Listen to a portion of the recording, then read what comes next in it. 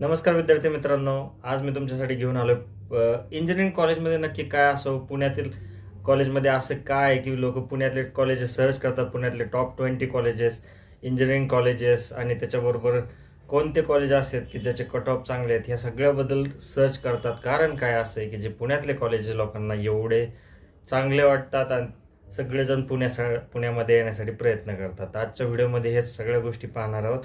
आणि त्याचबरोबर आपण पाहणार आहोत की इंजिनिअरिंग कॉलेजमध्ये नक्की काय असायला हवं ज्याने की विद्यार्थ्यांची ग्रोथ होते, आणि अशा काही गोष्टी आहेत की ज्याच्यावर जे टॉपचे कॉलेज आहेत ते भर देतात आणि त्याच्यामुळे तिथे असणाऱ्या विद्यार्थ्यांची क्वालिटीही वाढते. आणि जे तुम्ही त्या कॉलेजमध्ये एंटर केल्यानंतर तुम्हाला असं वाटतं की इंजिनिअरिंग कॉलेज असं असेल तर परफेक्ट असावं. तर अशा खूप साऱ्या बाजू आहेत, खूप सारे पॉईंट्स आहेत ज्याच्यामुळे इंजिनिअरिंग कॉलेज परफेक्ट असेल आणि विद्यार्थ्यांना त्याचा फायदा होईल. हे सगळ्या गोष्टी पाहिल्या जातात. त्याच्यासाठी आजकाल वेगवेगळे ग्रेड पण दिले जातात. नॅकसारखे नॅकचा ग्रेड असतो A+B, ह्यासारखे ग्रेड दिलेले जातात. तसं NBA अक्रेडिटेड, NIRF रँकिंग, असे भरपूर रँकिंग मिळालेले असतात. बऱ्याचशा पालकांना किंवा सगळ्यांना ह्या गोष्टी समजत नाही की हे रँकिंग का दिलेले असतात, ह्याच्यामध्ये कॉलेजच्या कोणत्या गोष्टी पाहिलेल्या असतात ज्याच्यामुळे ते कॉलेज नॅक अक्रेडिटेड किंवा NBA अक्रेडिटेड अशासारख्या गोष्टीमुळे असतात. ते सगळ्या गोष्टीमध्ये सिंपल गोष्टी असतात. तर क्वालिटी चेक केलेली असते, तिथलं जे एन्व्हायरमेंट असेल, तिथल्या फॅसिलिटी असेल, या सगळ्याबद्दल ह्या कमिटीज येतात, पाहणी करून जातात आणि त्यानुसार ग्रेड देतात. तर तुम्हाला एखाद्या इंजिनिअरिंग कॉलेजमध्ये काय असायला हवं हे आजच्या व्हिडिओमध्ये आपण पाहणार आहोत. तर आपण 7 ते 8 पॉईंट पाहणार आहे ज्याच्यामध्ये आपण जे पुण्यातल्या इंजिनिअरिंगला बरेचसे विद्यार्थी का येतात आणि हे त्या इथल्या कॉलेजमध्ये अशा कोणत्या गोष्टी आहेत ज्या मी पाहिलेल्या आहेत. मी बरेचसे कॉलेजला व्हिजिट दिलेली आहेत. ज्या टॉप 20 तुमच्या जे काही कॉलेज येतात त्यातले बऱ्यापैकी कॉलेज मी पुण्यातले स्वतः जाऊन पाहिलेले आहेत. तर त्याच्यामुळे एक स्वतःचा एक्सपिरियन्स पण शेअर करतो जो की विद्यार्थ्यांसाठी महत्त्वाचा ठरेल. सगळ्यात महत्त्वाची गोष्ट काय आहे पुण्यामध्ये, तर सगळ्या कॉलेजचं इन्फ्रास्ट्रक्चर, ज्याला आपण ज्या लॅब्स असतील, क्लासरूम असतील, जे ओव्हरऑल इन्फ्रास्ट्रक्चर आहेत, कॅम्पस आहेत, ती खूप मोठी पाहायला मिळतात. त्याच्यामध्ये डेडिकेटेड असे क्लासरूम तिथे असतात, लॅब्स असतात, अप टू डेट लॅब्स असतात. म्हणजे ज्या लॅब्स आहेत त्या खूप व्यवस्थित अशा डेव्हलप केलेल्या असतात. सर्व इक्विपमेंट, उपकरणे तिथं आत्ता ज्या सिलेबसनुसार आहेत त्यानुसार तिथे अवेलेबल असतात. त्याचबरोबर सगळ्यात महत्त्वाची गोष्ट की प्रॅक्टिकल इंडस्ट्रीला कनेक्ट करणार हे जे आहेत त्याच्यासाठी अवेलेबल रिसोर्सेस तिथे तुम्हाला अवेलेबल मिळतात. स्मार्ट क्लासरूम काय आहे, तर आत्ता जे तुम्ही स्मार्ट जे आपले टेक्निक्स आले, जे स्मार्ट बोर्ड्स असतील, प्रोजेक्टर असतील, अशा सगळ्या गोष्टी स्मार्ट ICT टूल म्हणून त्याचा वापर करून ते वापर केला जातो अशा संस्थांना. त्याच्याबरोबरच सगळ्यात महत्त्वाची गोष्ट पुण्यामध्ये तुम्हाला दिसेल ते डेडिकेटेड प्लेसमेंट सेल. प्रत्येक कॉलेजला प्लेसमेंट सेल हे असतं. त्याच्यामध्ये विद्यार्थ्यांसाठी रिझ्यूम बिल्डिंग, मॉक इंटरव्ह्यू, त्याच्याबरोबर ट्रेनिंग प्रोग्राम हे घेतले जातात विद्यार्थ्यांच्या स्किल वाढवण्यासाठी. जर तिथे ट्रेनिंग प्लेसमेंट सेल असेल आणि ते ॲक्टिव्ह असेल तर त्या कॉलेजचं तेवढंसं नाव होतं. तिथले विद्यार्थी चांगले चांगले पॅकेजेस घेतात. मोठमोठ्या कंपन्याशी जर त्यांचं कॉन्टॅक्ट असेल कॉलेजचं तर चांगले पॅकेजेस तिथे येतात, मोठमोठ्या कंपन्या व्हिजिट करतात. त्यामुळे विद्यार्थ्यांना आपसुकच संधी मिळतात प्लेसमेंटच्या.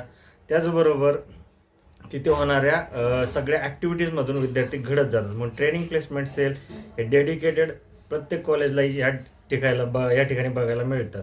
आणि महत्त्वाची गोष्ट सेंट्रल लायब्ररी जी लायब्ररी असते त्याच्यामध्ये खूप सारे पुस्तके, त्याच्यानंतर वायफाय सपोर्ट किंवा वेगवेगळे रिसर्चसारखे लागणाऱ्या गोष्टी जर अवेलेबल असतील तर विद्यार्थ्यांना एक असं वातावरण मिळतं रिसर्चसाठी, अभ्यास करण्यासाठी, जिथं शांत असं वातावरण त्यांना मिळणार आहे. म्हणून त्यांना अकॅडमिक बरोबरच इतर ज्या गोष्टी लागणार आहेत त्याच्यासाठी सेंट्रल लायब्ररी खूप महत्त्वाची भूमिका हे तर कोणत्या फॅसिलिटी कॉलेजमध्ये अवेलेबल असतात. तर पहिली गोष्ट आली की स्पोर्ट्ससाठी. आता काही विद्यार्थ्यांना अकॅडमिक्स बरोबर इतर ॲक्टिव्हिटीमध्ये पण इंटरेस्ट असतो. जर स्पोर्ट्ससाठी कॉलेजमध्ये फॅसिलिटी अवेलेबल असतील, तुमच्यासाठी क्रिकेट खेळत असतील, कोण फुटबॉल खेळत असेल, तर विविध सारखे जे स्पोर्ट्स आहेत त्याच्यामध्ये सहभागी होण्यासाठी तुम्हाला जर चांगला प्लॅटफॉर्म निर्माण होत असेल, तर तो भविष्यात जाऊन तो एक तुमच्यासाठी एक संधी निर्माण करून देणार असतो. काही इंजिनिअरिंग करून विद्यार्थी खूप साऱ्या क्षेत्रामध्ये पुढे गेलेले आहेत. त्याची उदाहरणं तुम्हाला माहितीच असतील.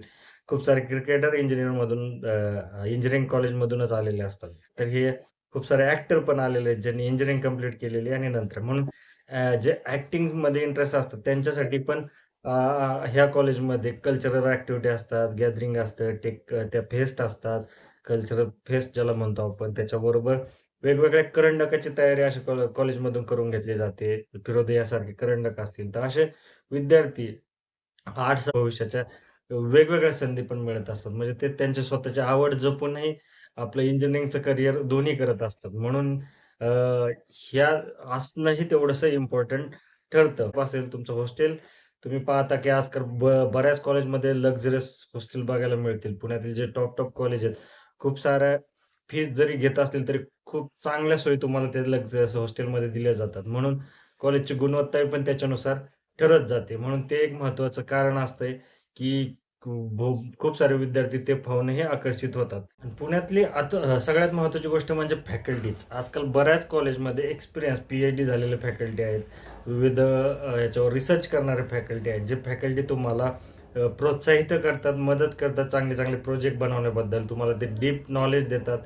तुमच्या एकूणच ब्रांचमध्ये तुमचं नॉलेज वाढवण्यासाठी मदत करत असतील, तुम्हाला मोटिव्हेट करत असतील, तर ही तुमच्यासाठी खूप चांगली गोष्ट आहे. म्हणून फॅकल्टीज ही एक द द जमेची बाजू पुण्यामध्ये दिसते. पुण्यामध्ये कॉम्पिटिशन हाय असल्यामुळे प्रत्येक कॉलेजमध्ये चांगल्या-चांगल्या फॅकल्टी येतात.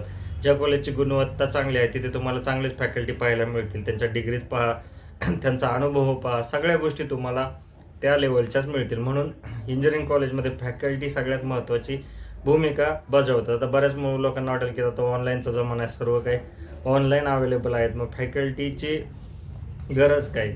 तर लक्षात घ्या विद्यार्थ्यांनो, मित्रांनो, की क्लासेस ऑनलाईन करा. ऑफलाईन क्लासेसमध्ये जे तुम्हाला वन टू वन ऐकायला मिळतं, शिकायला मिळतं, ती खूप महत्त्वाची गोष्ट असते. म्हणून फॅकल्टीचा रोल खूप महत्त्वाचा असतो. त्याच्याबरोबर वन टू वन इंटरॅक्शनमध्ये तुमचे डाऊट क्लिअर होतात, तुमचे प्रॉब्लेम सॉल्व्ह होतात. त्याचबरोबर तुम्हाला मेंटरिंग मिळतं, प्रोजेक्टसारख्यासाठी एक गाईड मिळतो. अशा खूप साऱ्या गोष्टी फक्त फॅकल्टीच करू शकतात. म्हणून फॅकल्टीने आपले जे आपल्या आयुष्यामध्ये अनुभव घेतलेले आहेत, ते विद्यार्थ्यांसाठी खरं तर खूप महत्त्वाचे ठरतात. सो फॅकल्टी हा पुण्यातला एक प्लस पॉईंट म्हणता येईल. त्याच्यानंतर आणखीन पुण्यातला प्लस पॉईंट म्हणजे पुण्याची इकोसिस्टीम. पुण्यामध्ये तुम्हाला इंडस्ट्री शेजारीच पाहायला मिळतील. त्याच्यामुळे मुलांना ज्यावेळेस इंटर्नशिपला जायचं असेल, तर इंटर्नशिपसाठी खूप साऱ्या कंपन्या मिळतात. त्याच्याबरोबर वेगवेगळे क्लासेस आहेत. त्याच्यामुळे ज्यांना कोडिंगमध्ये काही मदत लागली असेल, तर त्यांच्यासाठी खूप सारे क्लासेस तिथे अवेलेबल असतात, कोर्सेस अवेलेबल असतात. तुम्ही साईड बाय साईड वेगवेगळे कोर्सेस करू शकता. त्याचबरोबर NPTEL स्वयंसारख्या वेबसाईटची माहिती तुम्हाला कॉलेजद्वारे ते करून घेतलं जातं. त्याच्यामुळे अशा खूप साऱ्या गोष्टी पुण्यामध्ये अवेलेबल असतात. पुण्यामधूनच तुम्ही पुढच्या जॉबची माहिती घेऊ शकता. तुमचे टेक्निकल असू द्या, पर्सनॅलिटी असू द्या, सगळं काही डेव्हलप करण्यासाठी तुम्हाला मदत करणारी एक इकोसिस्टीम पुण्यामध्ये डेव्हलप झालेली आहे. म्हणून एक विद्यार्थी शिकत असताना विद्यार्थ्याला जे काही लागते ते पुण्यामध्ये इझिली अवेलेबल होतं. तशा फॅसिलिटी हळूहळू, कारण कॉलेजची संख्या सुरुवातीला कमी होती, जसं कॉलेजची संख्या वाढत गेली तसं पुण्यामध्ये हे सगळे इकोसिस्टीम तयार होत गेले. म्हणून इंजिनिअरिंगसाठी लागणारे एक पोषक वातावरण सगळीकडे तयार झालं. पुण्याच्या कानाकोपऱ्यात आता कितीतरी इंजिनिअरिंग कॉलेज आहेत आणि इंजिनिअरिंग कॉलेजच्या आजूबाजूला हे सगळ्या इकोसिस्टीम तयार झालेल्या आहेत. आणि याच्यामुळेच पुण्यामध्ये तुम्ही पाहायला गेलं तर इंजिनिअरिंगचं एक कल्चर तयार झालेलं आहे. मग कॉलेज टॉपचं असो किंवा डायरेक्ट 100 नंबरचं कॉलेज असू द्या, सगळ्या कॉलेजमध्ये आता तो प्रयत्न होत आहे, ते कॉम्पिटिशन तयार होत आहे. सगळे कॉलेज बेस्ट देण्याचा प्रयत्न करत आहेत. तिथले विद्यार्थीही ह्या कॉम्पिटिशनमध्ये टिकण्यासाठी, उद्या प्लेसमेंट मिळवण्यासाठी, स्वतःला जॉब रेडी बनवण्यासाठी ट्राय करत आहेत. म्हणून ही सिस्टीम गेले कितीतरी वर्ष चालू आहे. म्हणजे मी शिकण्याआधी, माझ्या आधी भरपूर दिवस ही पद्धत आहे. त्याच्यामुळे हे कल्चर आणि हीच सिस्टीम अशी डेव्हलप झाल्यामुळे बरेचसे विद्यार्थी पुण्याकडे आकर्षित होतात आणि पुणेही त्यांना तेवढीशी संधी उपलब्ध करून देतो. म्हणून मी असं म्हणत नाही की इतर शहरामध्ये असं वातावरण नाही. मुंबई असेल, नागपूर असेल, हे तिकडेही असं वातावरण तुम्हाला पाहायला मिळत असेल. पण मी पुण्याचं जे काही 10 ते 12 वर्षात पाहिलेलं आहे, त्याच्यामध्ये हे दिसायला येतं की इंजिनिअरिंग केलेला विद्यार्थी तत्काळ जर समजा त्यांना प्लेसमेंट मिळालं नाही लगेचच, तर त्यांना काही दिवसामध्ये काही ना काही संधी उपलब्ध होतात आणि असे विद्यार्थी घरी तरी बसत नाही. त्यांना हळूहळू काही ना काही संधी मिळून विद्यार्थी जॉबला लागतात, करिअर घडवतात. त्याच्यामुळे ही एक सिस्टीम इथे डेव्हलप आहे, असं बऱ्याच वेळा मला दिसून येतं. म्हणून इंजिनिअरिंग केलेल्या मित्रांना किंवा करणाऱ्या मित्रांना ह्या सगळ्या गोष्टी माहीत असतील. सो जर आता तुम्ही कॉलेज शोधतच असाल, कॉलेजची लिस्ट बनवायला घेतली असेल, तर तुम्ही प्रत्येक कॉलेजला गेल्यानंतर ह्या ज्या मी व्हिडिओमध्ये सांगितलेल्या आहेत त्या सगळ्या फॅसिलिटी एकदा पहा. त्या कारण तुम्हाला पुढचे 4 वर्ष काढायचे आहेत आणि त्याच्यासाठी ह्या सगळ्या फॅसिलिटी उपयोगी येणार आहेत. जर एखाद्या कॉलेजमध्ये या असतील पण तिथल्या विद्यार्थ्यांना विचारल्यामुळे लक्षात येईल की ह्याचा काही विशेष काही वापर होत नसेल तर तो तुमच्यासाठी एक गायडन्स पॉईंट होऊ शकतो. म्हणून आजचा व्हिडिओ हे तुमच्या रेफरन्ससाठी आणि तुमच्या माहितीसाठी बनवलेला आहे. अशा माहितीसाठी मी पुढचा नक्की व्हिडिओ बनव. कॉलेज लिस्ट कशी बनवावी हा आपला व्हिडिओ मी देणारच आहे. त्याच्यामध्ये योग्य अशी कॉलेज लिस्ट त्याच्याप्रमाणे बनवा आणि ऑप्शन फॉर्मसाठी तयार राहा. ऑप्शन फॉर्म जसे जवळ येतील तसा तसा तो व्हिडिओ मी तुम्हाला देईन, कारण की तो त्याच वेळेस तुमच्या कामाचा ठरेल. सो आजचा व्हिडिओ तुम्हाला आवडला असेल तर लाईक शेअर नक्की करा आणि चॅनलला सबस्क्राईब नक्की करा. धन्यवाद.